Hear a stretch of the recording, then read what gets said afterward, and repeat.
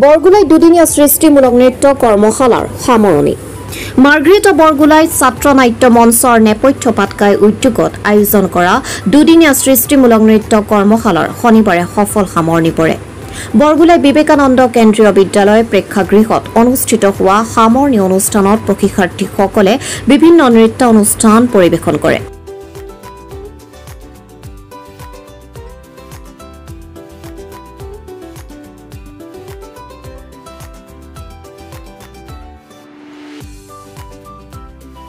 বিবেকানন্দ কেন্দ্ৰীয় বিদ্যালয় উপাধ্যক্ষ অৰুণোদয় ৰয় চৌধুৰী, মাৰ্গ্ৰেটা সাংবাদিক সংস্থাৰ সভাপতি ৰামপ্ৰসাদ আম্বেদকাৰ, বৰগুলাই শাখা সাহিত্য সভাৰ সভাপতি ভানু চক্ৰৱৰ্তী, বৰগুলাই আদৰ্শ হিন্দী বিদ্যালয়ৰ প্ৰধান শিক্ষক ডি ৰামাৰাও, অৱসৰপ্ৰাপ্ত শিক্ষক চন্দন দাস আদি কেইবাগৰাকী বিশিষ্ট অতিথি উপস্থিত থকা অনুষ্ঠানৰ সামৰণিত প্ৰশিক্ষাৰ্থীসকলক কৰ্মশালাত অংশগ্ৰহণৰ প্ৰমাণ পত্ৰ বিতৰণ কৰা হয়।